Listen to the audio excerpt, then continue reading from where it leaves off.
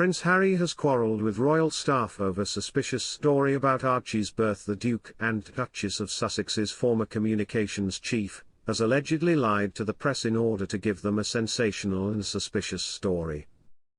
Prince Harry and his wife Meghan, Duchess of Sussex, welcomed their firstborn Prince Archie in May 2019.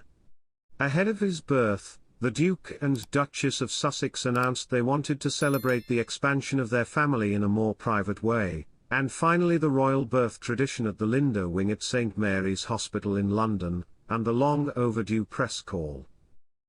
Hello and welcome to the channel.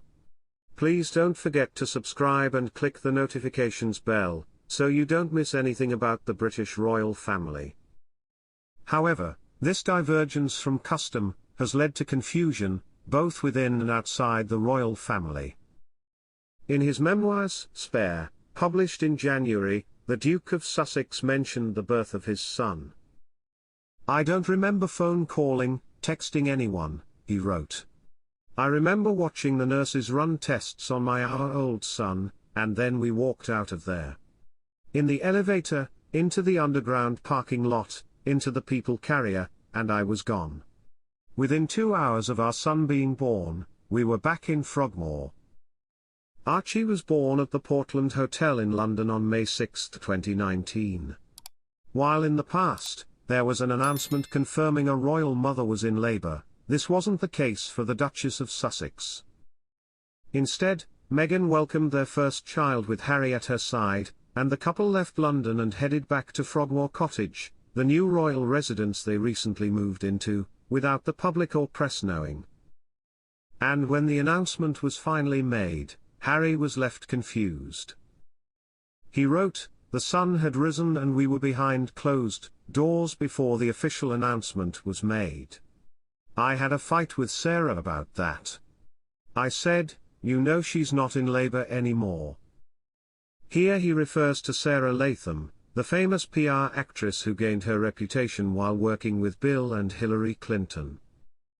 She had joined the Sussex household shortly after the couple's split from Prince William and Kate, Princess of Wales. Harry remembers Sarah explaining that the press should be given the dubious backstory they demanded. He wrote, "But it's not true," I said. The truth doesn't matter. Keeping people on the show, that was the thing." A few hours later, Harry publicly confirmed that their son had been born. Standing outside the stables in Windsor, he said the mother and baby were doing well. Days later, he and Meghan announced the name to the world and showed up at Windsor Castle for a photo shoot. At the time, the Sussexes were reported to have eschewed the typical royal birth tradition of standing on the steps outside the Lindo Pavilion, where both Princess Diana and Princess Kate welcomed their babies. However, in March 2021, during an explosive interview with Oprah Winfrey, Meghan claimed that the deviation from the custom was actually because the royal family did not want to give Archie the title of prince, and so the traditional photo call was not an action they had access to. This is also part of the spin that was really harmful. I thought, can you just tell them the truth? Can you tell the world that you don't give him a title, that we want to keep it, and that if he's not a prince, it's not part of the tradition? Just tell people and then they will understand. But they won't. She explained, they were members of the royal family, and they had accepted £2.4 million to renovate their Windsor home. I think the public felt it was their right to be excited about the birth, and maybe wait outside the hospital. They waited for a glimpse of the mother, the baby and the father. When the public denied it, he didn't like it. Although Archie's birth came months before the Sussexes' exit from royal life, the momentous occasion has been referred to, in hindsight, as an event that points things to the future. Tom Quinn, whose latest book, Gilded Youth, hit shelves in February, said, Harry and Meghan not only wanted to do their own thing, but wanted to say, we are signaling a change, and things are not going to work out.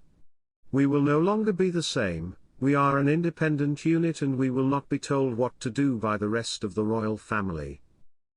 As it is now known, The Duke and Duchess have proven to be quite an independent unit, stepping down from their royal roles and moving abroad.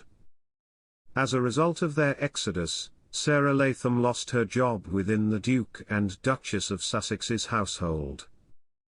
However, she then held the late Queen Elizabeth II's highest employment position, working in Her Majesty's private office assisting with special projects, reporting to the Queen's most trusted advisor, her private secretary, Edward Young. Later, reports surfaced that Meghan bullied her staff and Sarah was one of the figures at the centre of the allegations. Buckingham Palace announced a day later that it would launch an investigation into the allegations. The review officially concluded in June 2022, but the palace said its results will not be made public. Thanks for watching till the end.